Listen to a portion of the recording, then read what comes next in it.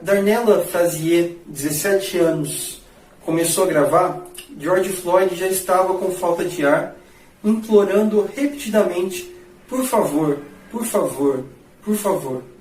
A câmera estava filmando havia segundos quando Floyd, de 46 anos, pronunciou mais 3 palavras que agora se tornaram um grito de guerra para os manifestantes: não consigo respirar. Ele se esforçou para falar enquanto estava deitado, preso ao chão por 3 policiais.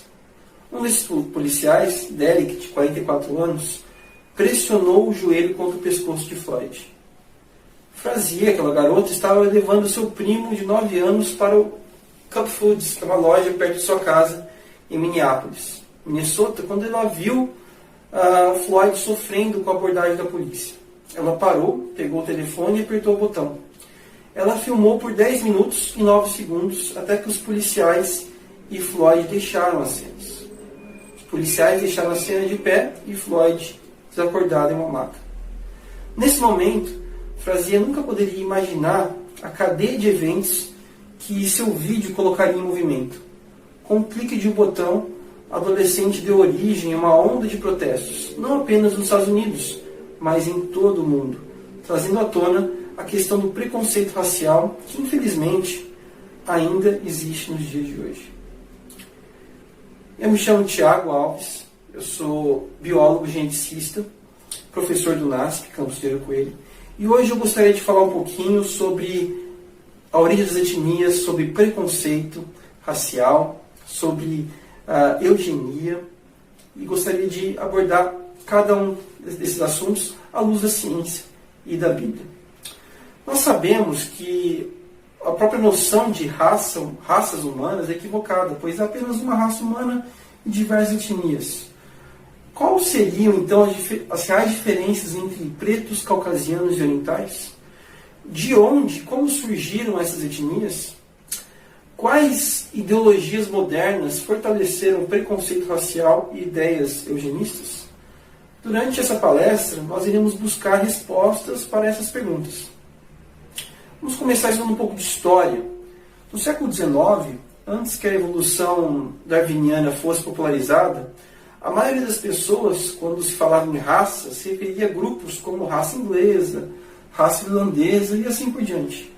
No entanto, tudo isso mudou a partir de 1859, quando Charles Darwin publicou seu livro sobre a origem das espécies por meio de seleção natural, ou a preservação de raças favorecidas na luta pela vida. A evolução darwiniana era inerentemente uma filosofia racista, ensinando que diferentes grupos ou raças de pessoas evoluíram em tempos e taxas diferentes, de modo que alguns grupos eram mais parecidos com os ancestrais simiescos do que outros. E uma prova disso é que um dos principais evolucionistas do século passado, Stephen Jay Gould, afirmou o seguinte: os argumentos biológicos para o racismo podem ter sido comuns antes de 1859, mas eles aumentaram em ordem de magnitude após a citação da teoria da evolução. Os aborígenes australianos, por exemplo, foram considerados os elos perdidos entre um ancestral simiesco e o resto da humanidade. Isso resultou em terríveis preconceitos e injustiça contra os aborígenes australianos. Ernest Haeckel, por exemplo, que ficou famoso por popularizar a ideia, que agora é desacreditada, de que a ontogenia recapitula a filogenia, ele chegou a afirmar o seguinte: no estágio mais baixo do desenvolvimento mental humano estão os australianos, algumas tribos dos polinésios, os bosquímanos, otentontes e algumas das tribos negras. Nada, no entanto, talvez mais notável a esse respeito do que algumas das tribos mais selvagens do sul da Ásia e do leste da África, as quais não têm nenhum vestígio dos primeiros fundamentos de toda a civilização humana, da vida familiar e do casamento. Eles vivem juntos em rebanhos como macacos. Essa é a citação de Ernest Haeckel. As atitudes racistas alimentadas pelo pensamento evolutivo foram em grande parte responsáveis pela exibição, por exemplo, de um pigmeu africano juntamente com um orangotango em uma gaiola no zoológico de Bronx. De fato, os pigmeus do Congo já foram considerados como pequenos símios, ou criaturas élficas que exibiam muitas características semelhantes a macacos em seus corpos. Como resultado da evolução darwiniana, muitas pessoas começaram a pensar em termos de diferentes grupos de pessoas em todo o mundo. Essa divisão ficou um pouco mais... a teoria da evolução deu respaldo para essa divisão. E essas divisões representavam raças, mas dentro de uma filosofia evolucionária. Atualmente, muitos cientistas, no intuito de blindar Darwin, afirmam que as filosofias racistas e eugenistas não são realmente baseadas na evolução. Na verdade, são distorções do pensamento evolucionista. No entanto, esse argumento incorre em um anacronismo, pois ele se apodera de conhecimentos modernos da genética e biologia molecular, os quais claramente não existiam, não estavam presentes no discurso de Darwin. E desconstroem esse argumento baseando-se nesses conhecimentos que nós temos atualmente. Para entendermos o que Darwin realmente pensava, nós devemos olhar, obviamente, para os seus escritos. De uma forma especial, vamos olhar para algumas citações do seu livro A Descendência do Homem e a Seleção em Relação ao Sexo. Uma das citações diz o seguinte: em algum período futuro, não muito distante, medido por séculos, as raças civilizadas do homem quase certamente exterminarão e substituirão em todo o mundo as raças selvagens. Ao mesmo tempo, os macacos antropomórficos, como observou o professor Schaffhausen, serão sem dúvida exterminados. A ruptura será então ampliada, pois irá intervir entre o homem em um estado mais civilizado, como podemos observar nos caucasianos, e alguns macacos tão baixos como o babuíno, em vez da atual diferença entre o negro, o australiano e o gorila. Citação de Charles Darwin. Outro texto do seu livro, desse mesmo livro, em relação à filosofia eugenista, principalmente em tempos de pandemia, é interessante nós vermos esse próximo, pandemia do coronavírus, esse próximo trecho aqui desse livro de Darwin. Diz o seguinte: com os selvagens, os fracos no corpo ou na mente são logo eliminados. E aqueles que sobrevivem geralmente exibem um vigoroso estado de saúde. Nós, civilizados, por outro lado, fazemos o possível para controlar o processo de eliminação. Construímos asilos para os imbecis, os mutilados e os doentes. Instituímos leis ruins e os nossos médicos exercem sua máxima habilidade para salvar a vida de todos até o último momento. Há razões para acreditar que a vacinação tenha preservado milhares de constituição fraca que anteriormente teriam sucumbido à varíola. Assim, os membros fracos das sociedades civilizadas propagam sua espécie. Ninguém que tenha participado da criação de animais domésticos duvidará que isso deva ser altamente prejudicial para a raça humana. Dificilmente alguém é tão ignorante que permita que seus piores espécimes se reproduzam. Charles Darwin. Então ele escreveu esses trechos que eu li anteriormente em seu livro sobre a origem do homem. Um outro autor, Richard Waker, em seu livro De Darwin a Hitler, ele afirma o seguinte: o darwinismo por si só ele não produziu o Holocausto, mas sem o darwinismo nem Hitler nem seus seguidores nazistas teriam fundamentos científicos necessários para convencer a si mesmos e a seus colaboradores que uma das maiores atrocidades do mundo era realmente digna de louvor. Devido às influências da evolução darwiniana e aos preconceitos resultantes, eu acredito que todos, especialmente os cristãos, eles deveriam abandonar o termo raça. Nós poderíamos referir aos diferentes grupos de pessoas em todo o mundo, diferentes etnias, e não utilizar mais esse termo. Vamos falar um pouquinho agora sobre a população de forma geral. Atualmente, a população mundial está se aproximando de 8 bilhões de pessoas.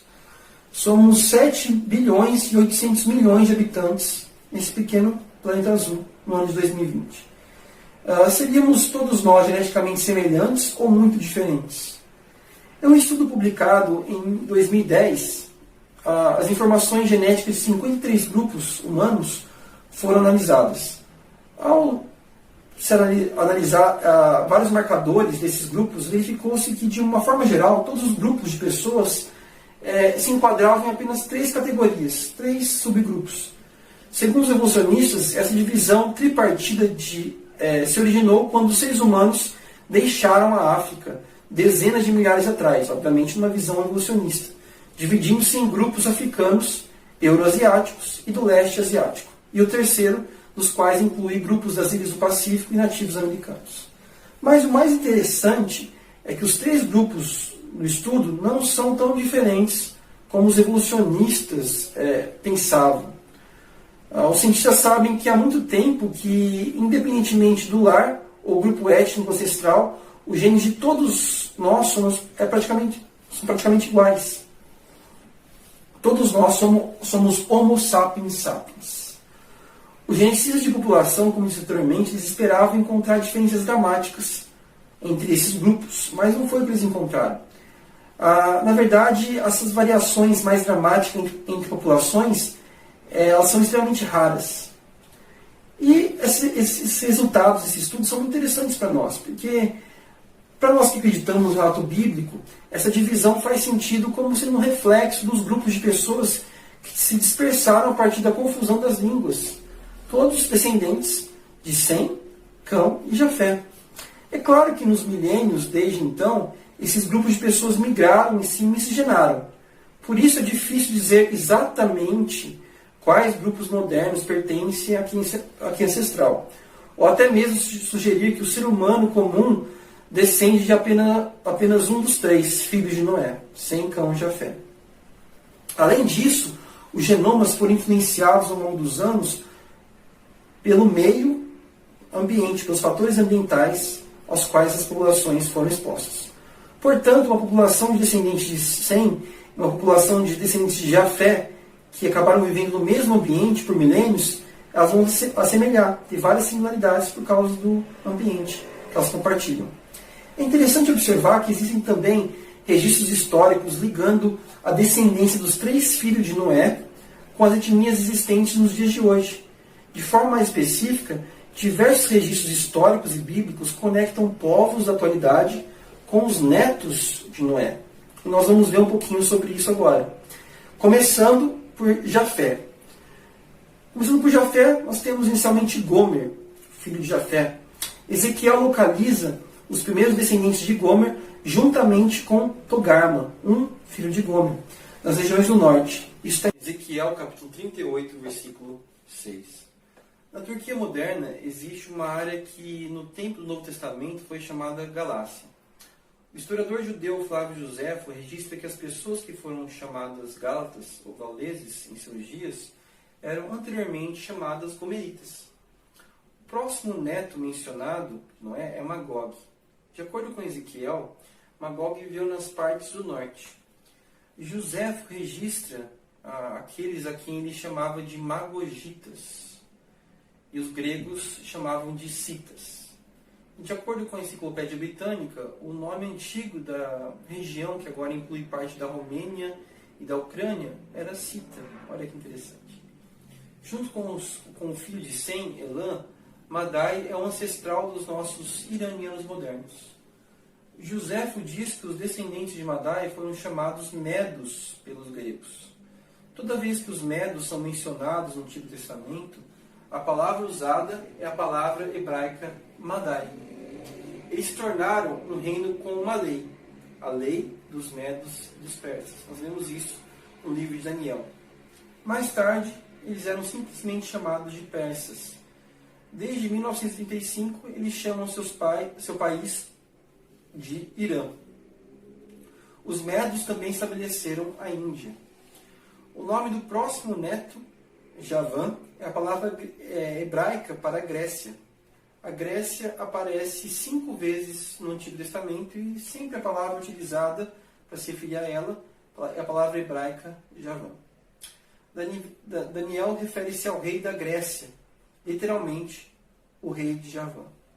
Os filhos de Javan eram Elisá, Tarsis, Quitim e Donadim. A gente vê isso em Gênesis 10, versículo 4. Capítulo 10, versículo 4. Todos os quais tem conexões com o povo grego. Os elisianos eram um povo grego antigo, obviamente receberam seu nome de Elisá. Tarsis, ou Tarso, estava localizado também na região da Cilícia, que corresponde à Turquia moderna. Próximo neto de Noé, Tubal. Ezequiel menciona Tubal junto com Gog e Meseque. Tiglat-Pileser I, rei da Síria, por volta de 1100 a.C., refere-se aos descendentes de Tubal como os Tabali. José registrou seu nome como os Terelitas. Próximo neto é Meseque. O nome de Meseque é o antigo nome de Moscou, capital da Rússia. Até hoje, uma região da Rússia ainda carrega o nome de Meseque, as planícies de Meshira. Vamos agora para o próximo neto de Noé, Tiras. Segundo José, os descendentes do neto Tiras de Noé eram chamados de tirasianos. Os gregos mudaram seu nome para Trácio. Segundo relatos, Trácio chegou da Macedônia e permaneceu longamente na localidade que se tornou a Iugoslávia. Relatos históricos dizem que o povo da Trácia eram selvagens indo-europeus que gostavam de guerras e pilhagens. E Tiras era adorado por seus descendentes como Turas ou Thor, o deus do trovão. Agora nós vamos falar acerca dos descendentes de Cão.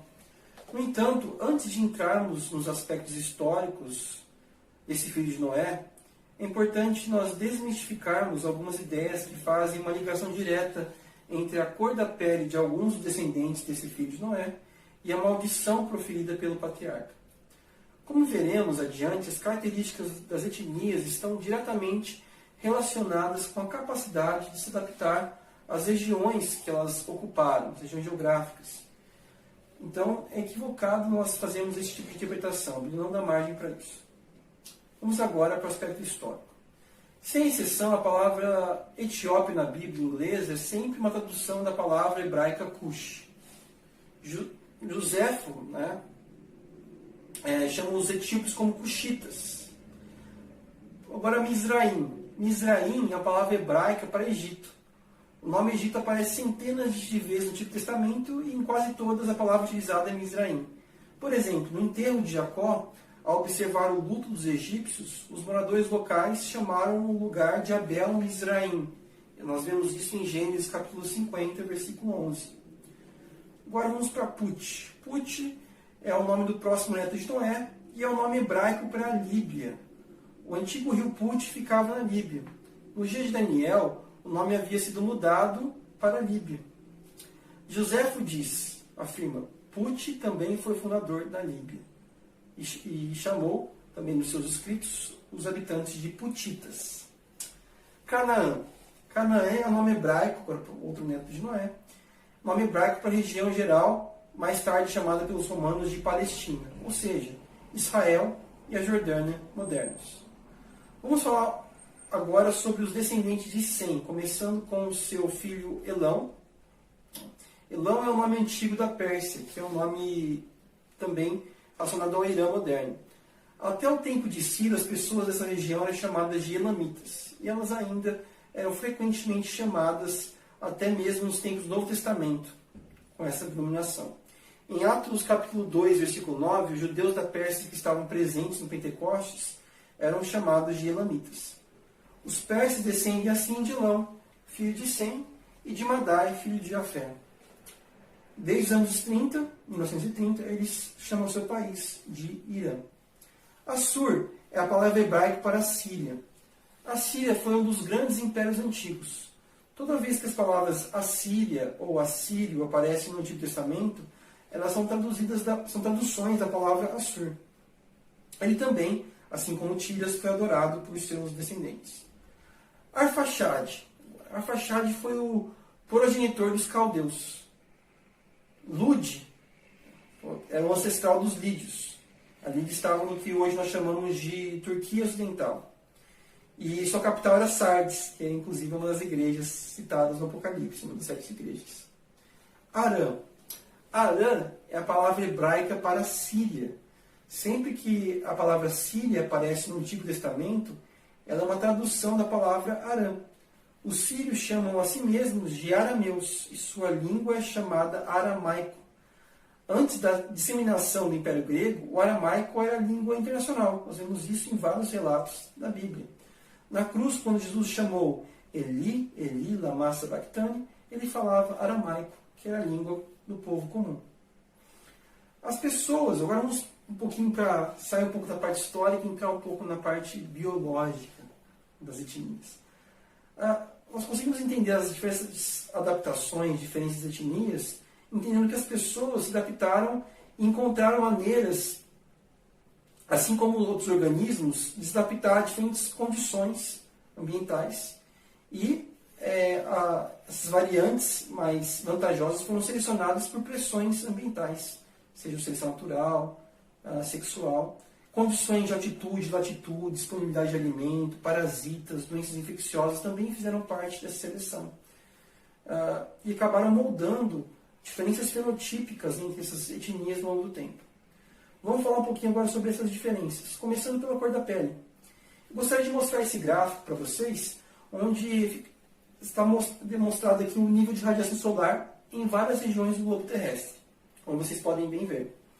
É notório que existe uma relação direta entre a cor da pele das populações nativas dessas regiões e a radiação dessas regiões, a radiação solar. Ou seja, existe uma relação direta entre os níveis de radiação solar e a concentração de melanina na pele. Mas nós vamos entender um pouco melhor essa questão, se aprofundando um pouco no pigmento, na melanina. A melanina ela é produzida por células chamadas melanócitos, que são células da camada inferior da epiderme. Independentemente do tom da pele, todos nós temos aproximadamente a mesma concentração de melanócitos em nossos corpos. Os melanócitos inserem a melanina nos melanossomos, que transferem a melanina para outras células da pele capazes de se dividir, que são células-tronco. E estão principalmente localizadas na camada mais baixa da epiderme.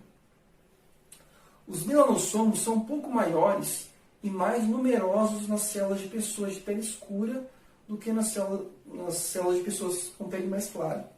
Eles também não se degradam tão rapidamente e se dispersam em células da epiderme adjacente em maior grau, no caso de pessoas de pele mais escura. Nas células-tronco, o pigmento tem sua função, pois forma um pequeno guarda-chuva escuro sobre cada núcleo. A melanina protege as células epidérmicas de serem danificadas pela luz solar. De forma mais específica, protegem contra a radiação ultravioleta. Em pessoas com tons de pele mais claros, grande parte do pigmento é perdido depois que essas células se dividem e as células filhas se movem para a epiderme para formar a camada morta da superfície, que nós chamamos de extrato córneo. Nós sabemos que existem 4 a 6 genes, cada um com múltiplos alelos, que estão por detrás da cor da pele e controlam a quantidade e o tipo de melanina que é produzida. Por esse motivo, existe uma grande variedade de tons de pele. De fato, é bastante fácil para um casal produzir uma ampla gama de tons de pele em apenas uma geração. Para nós ilustrarmos os princípios genéticos básicos envolvidos na determinação da tonalidade de pele, nós vamos usar uma explicação simplificada, com apenas 2 genes, controlando a produção de melanina. Então vamos dizer aqui que as versões azão e bezão dos genes codifiquem muita melanina, enquanto as versões azinho e bezinho codifiquem uma pequena quantidade de melanina. Se o esperma do pai carregasse as versões, a versão azão, bezão, e o óvulo da mãe azão, bezão, a criança seria azão, azão, bezão, bezão, com muita melanina e, portanto, pele mais escura. Se ambos os pais carregassem a versão azinho, bezinho, a criança ficaria com azinho, azinho, bezinho, bezinho, com pouca melanina e, portanto, com a pele mais clara. Se o pai carrega azão, bezão, pele muito escura, e a mãe carrega azinho, bezinho, pele muito clara, a criança será azão, azinho, bezão, bezinho, com tom de pele marrom médio. De fato, a maioria da população do mundo tem um tom de pele marrom médio. Um exercício simples com o quadro de Punnett mostra que se cada pai ou mãe tem um tom de pele marrom médio, as combinações que eles podem produzir resultam em uma ampla variedade de tons de pele em apenas uma geração.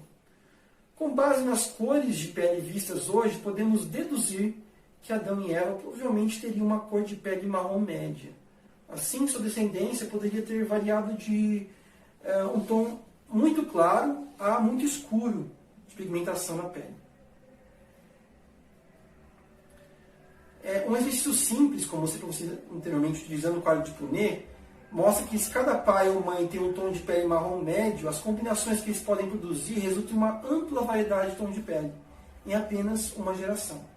Devido ao fator protetor da melanina, aqueles com pele mais escura eles teriam maior probabilidade de sobreviver em áreas onde a luz solar é mais intensa, como áreas tropicais mais quentes e próximas do Equador, pois são menos propensos a sofrer de doenças como câncer de pele. Aqueles com a pele mais clara, eles não têm a melanina necessária para protegê-los dos raios ultravioleta prejudiciais e, portanto, poderiam ter mais chances de morrer antes de conseguirem se reproduzir. A radiação UVA também destrói o folato da vitamina B, necessária para a síntese de DNA na divisão celular. Baixos níveis de folato em mulheres grávidas podem levar a defeitos no bebê que está em desenvolvimento. Por outro lado, também, a melanina funciona como um filtro solar natural, limitando a capacidade da luz solar de estimular o fígado a produzir a vitamina D, que ajuda o corpo a absorver cálcio e construir ossos fortes. Como aqueles com pele mais escura precisam de mais luz solar para produzir vitamina D, eles podem não ter sido capazes de sobreviver tão bem em áreas com menos luz solar, como áreas mais localizadas ao norte e mais frias, quanto os seus familiares de pele mais clara, que não precisam tanto da luz solar, uma quantidade tão grande de solar para produzir as quantidades adequadas de vitamina D. Aqueles que não têm vitamina D têm maior probabilidade de desenvolver doenças como raquitismo, que são associadas a uma deficiência de cálcio, que podem causar crescimento lento e fraturas ósseas. Sabe-se que quando aqueles com pele mais escura moravam na Inglaterra, durante a Revolução Industrial, eles rapidamente acabaram desenvolvendo raquitismo por causa da falta de luz solar. Claro que são generalidades, exceções existem, sempre ocorrem, como o caso das tribos Inuit, de pele mais escuras que vivem nas regiões frias do norte. No entanto, a dieta dessas tribos consiste em peixes cujo óleo é uma fonte pronta de vitamina D, o que poderia explicar a sua sobrevivência nessas áreas ao norte. Para nós entendermos melhor as diferenças entre as tonalidades de pigmentação, vamos nos aprofundar um pouco mais agora na melanina, mas de forma específica na síntese da melanina, na via de síntese, a melanogênese. A melanina é o principal pigmento biológico envolvido na pigmentação, sendo determinante das diferenças na coloração da pele, não só da pele, mas dos olhos e dos cabelos. O elemento inicial do processo biosintético da melanina é a tirosina, que é um aminoácido essencial. A tirosina sofre a atuação química da tirosinase, complexo enzimático cúprico-proteico, que é sintetizado nos ribossomos e transferido através do retículo plasmático para o aparelho de Golgi. E, posteriormente, ele é aglomerado em unidades envoltas por membrana, ou seja, os anteriormente citados melanossomos. Na presença de oxigênio molecular, a tirosinase oxida a tirosina em DOPA, ou dioxifenilamina, e esta em dopaquinona. Né? A partir desse momento, a presença ou ausência de cisteína determina o rumo da reação para a síntese de eumelanina ou felmelanina. Essas duas variantes da melanina se combinam para nos dar o tom específico de pele que temos e também do cabelo. Vamos falar agora das tonalidades de cabelo. O cabelo humano vem com todos os tipos de cores, texturas e formas. Nós temos várias variações. A combinação entre a eumelanina e a felmelanina, citada anteriormente, nos ajuda a entender as diferentes tonalidades de cabelo. Sendo cabelos mais escuros, como o meu, castanho escuro, tem mais eumelanina. enquanto cabelos mais claros têm mais feomelanina. Mas a tonalidade de cabelo que tem menos eumelanina e mais feomelanina é a ruiva. O fenótipo dos ruivos é causado por mutações nos alelos do gene MCR1, que é relacionado com todo o fenótipo dos ruivos, que inclui a cor dos cabelos e as famosas sardinhas dos ruivos. Existem também diferentes texturas dos cabelos, as quais estão associadas com genes e polimorfismos genéticos, que em combinação determinam essas texturas diferentes. O gene TCHH codifica uma proteína que é chamada de tricoalina. Ela é responsável por fortalecer parte do folículo piloso. Alterações nesse gene levaram ao surgimento do cabelo liso dos europeus. Ou seja, o padrão liso do cabelo encontrado em algumas populações europeias é derivado de uma mutação que surgiu ao longo da história da humanidade. Por outro lado, a maioria das pessoas de descendência do leste asiático tem cabelos grossos e lisos. Isso corresponde a um polimorfismo do gene EDAR, que está relacionado ao desenvolvimento do folículo piloso. Ou seja, também surgiu ao longo da história da humanidade. Além de fatores genéticos, a morfologia do cabelo está associada com interações químicas. No cabelo ondulado, por exemplo, existem interações fracas, como as ligações de Van der Waals e ligações de hidrogênio, um pouco mais fortes, e ligações mais fortes, como as pontes de sulfeto. E essas ligações são responsáveis por manter a morfologia do cabelo. O calor intenso ele acaba quebrando, ele é capaz de quebrar as pontes de hidrogênio fracas no cabelo. Dessa forma, nós podemos moldar as fibras, permitindo que elas fiquem lisas, nesse caso, com calor, por dispositivos de curling e alisamento. Mas o cabelo irá permanecer assim, a menos que você decida fazer uma caminhada na chuva, por exemplo, o cabelo vai voltar à morfologia normal. As moléculas de água também podem quebrar as ligações de hidrogênio e o cabelo volta ao normal se for hidratado. Mas, quando você quebra essas ligações mais fortes, como as ligações de ponte de sulfeto, esse alisamento, que alguns fazem, é mais permanente. E é isso que o tratamento químico, o alisamento permanente, como é chamado, busca quebrar essas ligações mais fortes, como as pontes de sulfeto. Também existe uma relação clara entre a incidência de radiação solar e a morfologia dos cabelos, sendo que nós observamos cabelos crespos nas populações nativas de alguns dos países expostos a maior radiação solar. Ele promove uma proteção maior ao couro cabeludo. Vamos falar agora um pouco sobre a cor dos olhos. A cor dos olhos ela também está associada à produção de melanina. E, obviamente, a concentração dessa melanina na parte frontal da íris. Nós temos um degradê de cores que vão desde o marrom escuro, como o meu, até o verde, mais claro. Lembrando que o olho azul é decorrente de uma mutação, de uma forma mais específica, uma mutação no gene OCA2, que é localizado no cromossomo 5. Essa mutação consiste numa modificação de uma única base desse gene, uma substituição de uma timina por uma citosina. E essa mutação por substituição, acaba alterando a expressão desse gene e resulta em indivíduos com olhos azuis. Ainda em relação aos olhos, vamos falar um pouquinho sobre a morfologia da pálpebra e demais estruturas externas aos olhos que possuem padrões distintos em algumas etnias, como as asiáticas. A pálpebra asiática geralmente tem excesso de tecido adiposo, uma fenda palpebral estreita, cílios apontando para baixo, sem uma inserção cutânea no músculo levantador. E a prega palpebral superior está ausente. Dobras epicânticas estão presentes em cerca de metade da população asiática. Esse olhar distintivo do olho asiático é causado por uma variedade de coisas, que inclui os arcos zigomáticos proeminentes, as maçãs do rosto, logo abaixo dos olhos, como eu disse, as dobras epicânticas, que são relativamente grandes, a maciez causada pela gordura ao redor da cavidade ocular e uma ponte nasal mais plana. Mas nem todo mundo tem todos esses traços. Ou alguns têm em maior grau, outros têm em menor grau. Cada uma dessas características que eu citei anteriormente. todas as características reforçam essa diferença que nós vemos dos asiáticos para as outras etnias.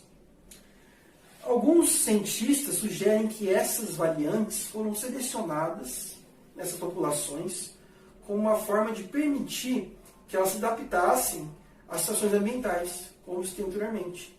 Então, elas surgiram naturalmente e pressões ambientais selecionaram, seja por seleção natural, seleção sexual. Por exemplo, a questão do olho.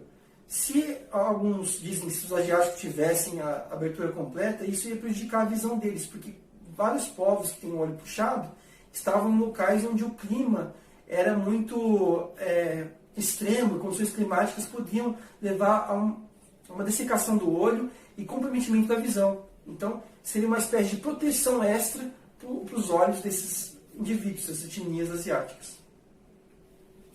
Mutações estão ocorrendo todos os dias no nosso corpo, são comuns. E algumas dessas variantes, como vocês viram, estão relacionadas com mutações. As mutações ocorrem, mas nosso corpo tem mecanismos de reparo para corrigir essas mutações. Vocês viram que a questão do cabelo, outras variantes, estão diretamente relacionadas a algumas mutações, mas grande parte das mutações que nós conhecemos hoje estão relacionadas com doenças e síndromes genéticas. De uma forma bíblica, uma perspectiva bíblica, nós sabemos que Adão e Eva tinham um DNA perfeito, porque Deus declarou, quando Ele criou o casal, que tudo era muito bom. Gênesis capítulo 1, versículo 31. Isso vale também, obviamente, para o DNA deles. Então, eles tinham um filamento de DNA perfeito, sem erros ou mutações. No entanto, quando o homem pecou contra Deus, Deus amaldiçoou a terra e os animais, e o homem Deus deixou de comunicar a imortalidade dele ao homem. O homem passou a ser mortal. Nesse momento, Deus parecia retirar um pouco de seu poder de sustentação para não mais manter completamente tudo em perfeito estado de equilíbrio como existia antes. Desde então, esperamos que as mutações ocorram e falhas de DNA se acumulem. A incrível quantidade de informação que estava originalmente no DNA foi filtrada, e em muitos casos perdida devido a mutações e seleção natural. Na época do dilúvio de Noé, havia um gargalo genético no qual as informações eram perdidas entre muitos animais terrestres e humanos. A única informação genética que sobreviveu veio dos representantes dos tipos dos animais terrestres, dos seres humanos, das aves, enfim, dos animais que estavam na arca. Com o tempo, à medida que as pessoas cresciam, se multiplicavam e tinham descendentes na Terra, Deus sabia que as mutações estavam aumentando dentro da população humana. E é interessante que ele declarou que as pessoas não deveriam mais, a certa altura, se casar com parentes. Nós vemos isso em Levítico capítulo 18. Mas por que ele fez isso? Porque os casamentos com parentes próximos, eles resultam na possibilidade de mutações genéticas semelhantes aparecerem em uma criança, devido a uma herança de mutação comum do pai e da mãe. Se ambos os pais herdassem o mesmo gene mutado de um ancestral comum, por exemplo, um avô, isso aumentaria a possibilidade de ambos os pais transmitirem esse gene mutado ao filho. Casar com alguém que não é parente próximo reduz as chances de que ambos tenham o mesmo gene mutado. Se o segmento de DNA da mãe tivesse uma mutação, seria mascarado, por exemplo, no gene não mutado do pai. Já se o segmento de DNA do pai tivesse uma mutação, seria mascarado pelo gene não mutado da mãe. Se os genes de ambos os pais fossem mutantes, a mutação apareceria na criança, poderia aparecer na criança. Nosso Deus onisciente, obviamente, sabia que isso iria acontecer e deu em Levítico a ordem de não se casar com parentes próximos. Apesar de serem quase sempre negativas, algumas mutações que surgiram ao longo da história humana, elas possuíam um efeito positivo em determinadas realidades, como, por exemplo, a mutação casual na hemoglobina das proteínas sanguíneas entre populações africanas ocidentais, que acabou protegendo essas populações parcialmente contra a malária. Rapidamente, ela se tornou comum em lugares onde a malária era uma enorme ameaça à sobrevivência. Da mesma forma, uma mutação que permitiu aos adultos digerir o leite se tornou valiosa quando os europeus e os habitantes do Oriente Médio domesticaram o gado. Cerca de 90% dos escandinavos, nos dias atuais, possuem essa mutação. No entanto, mutações que têm um efeito positivo resultam na modificação ou na exclusão de informações, e não no surgimento de nova informação funcional, como exigiria a evolução darwiniana. Além disso, ao combinar as taxas de mutações com as idades evolutivas, os criacionistas devem ter em mente que a taxa de mutação pode não ter sido constante ao longo dos anos, embora os evolucionistas geralmente façam essa suposição. Em um estudo científico, como vocês podem ver aqui, os pesquisadores compararam milhares de genes em dois homens que eram parentes distantes. Eles compartilhavam um ancestral nascido mais ou menos em 1805. Dentro dos nucleotídeos analisados, no cromossomo Y, os dois homens tinham apenas 4 diferenças genéticas genuínas entre eles. Outras 8 diferenças surgiram nas linhagens celulares derivadas de células retiradas dos homens e cultivadas para análise. Extrapolando esse número com base no escopo da pesquisa, a equipe concluiu uma média de uma mutação em cada 300 milhões de nucleotídeos por geração. Novas mutações são responsáveis por uma série de doenças genéticas. A capacidade de medir com segurança as taxas de mutação do DNA significa que podemos começar a perguntar como as taxas de mutação variam entre diferentes regiões do genoma e talvez também entre diferentes indivíduos. Isso é muito importante.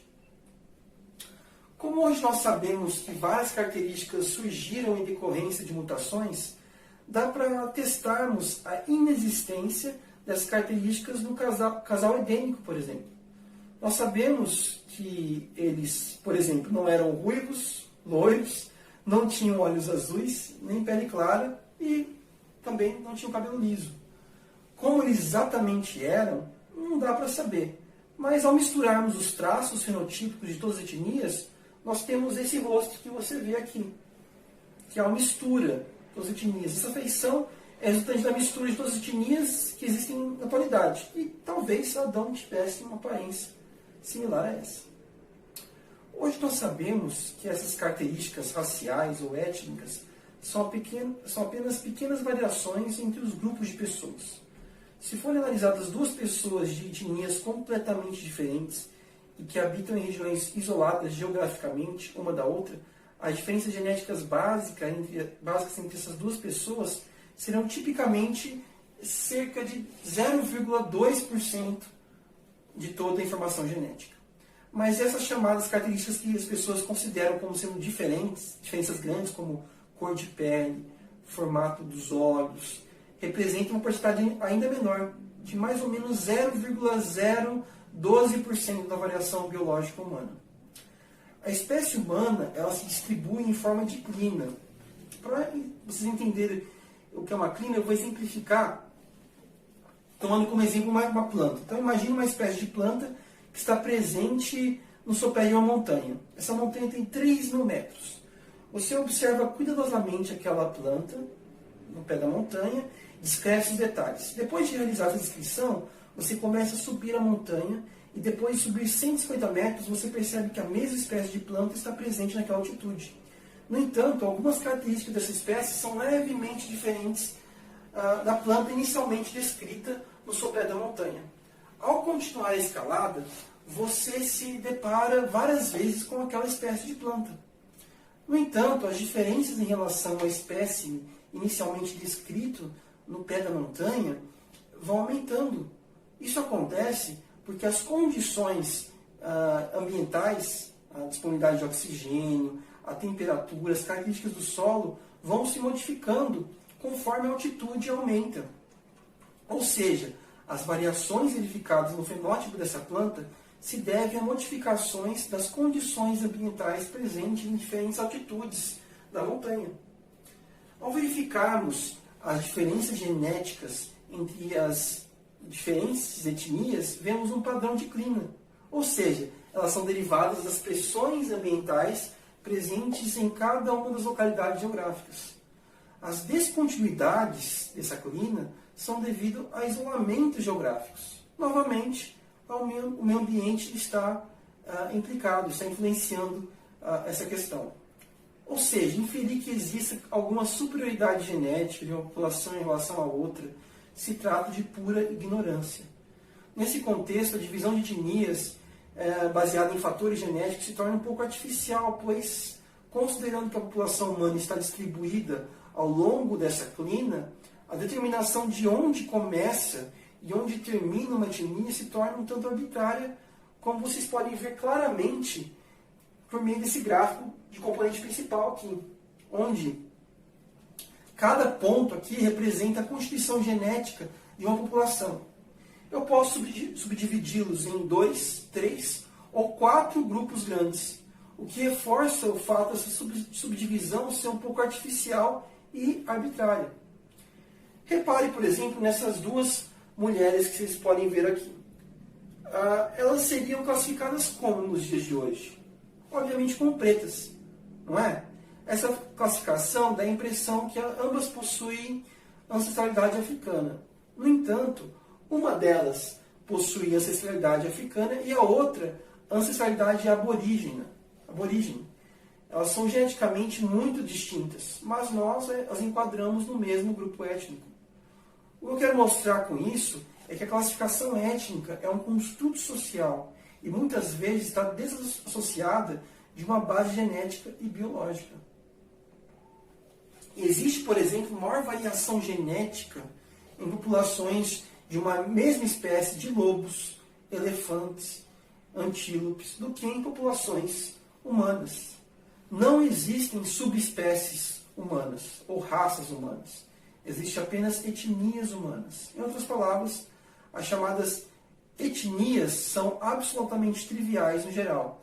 Há mais variação dentro de qualquer grupo do que entre um grupo e outro. Se uma pessoa branca está procurando, por exemplo, uma combinação de tecidos para um transplante de órgão, a melhor combinação pode vir de uma pessoa negra e vice-versa. A raça é um construto social derivada principalmente de percepções condicionadas por eventos da história registrada e não possui realidade biológica básica. A única razão pelas quais muitas pessoas pensam que essas diferenças são importantes é porque elas foram criadas em uma cultura que as ensinou a ver as diferenças dessa forma. Isso fica claro quando nós nos aprofundamos nos aspectos biológicos e genéticos das etnias. Para simplificar essa realidade, vamos tomar como exemplo o Barack Obama, o ex-presidente dos Estados Unidos. Como ele é classificado em termos étnicos? Você vai responder, como preto. Ele foi considerado como o primeiro presidente negro preto dos Estados Unidos. No entanto, ele é fruto do casamento entre uma mulher caucasiana e um pai preto. Ele poderia, inclusive, nascer com traços mais caucasianos ou mais similares aos africanos. É por isso que vemos alguns casos onde filhos nascidos de um mesmo casal são classificados etnicamente de forma distinta, apesar de terem uma grande similaridade genética. Os critérios que as pessoas usam para classificar as etnias se baseiam inteiramente em características externas que nós estamos programados para reconhecer. Na era pós-sequenciamento do genoma humano, ficou claro que existe apenas uma raça humana e todos nós somos muito parecidos. Além disso, não existe uma etnia geneticamente homogênea, pois ao longo da história humana sempre houve migrações que promoveram a miscigenação. Interessantemente, a Bíblia afirma também que existe apenas uma raça humana. Nós lemos isso na Bíblia. Deus, de um só, fez toda a raça humana para habitar sobre a face da terra, havendo fixado os tempos previamente estabelecidos e os limites da sua habitação. Nós lemos isso em Atos, capítulo 17, versículos 26. Na Bíblia também nós lemos o seguinte: pois todos vós sois filhos de Deus mediante a fé em Cristo Jesus. Porque todos quantos fossem batizados em Cristo Jesus, de Cristo vos revestiste. De Start não pode haver judeu, nem grego, nem escravo, nem liberto, nem homem, nem mulher, nem preto, nem branco, nem asiático, porque todos vós sois um em Cristo Jesus. Gálatas 3, 26 a 28. Que Deus abençoe a todos vocês.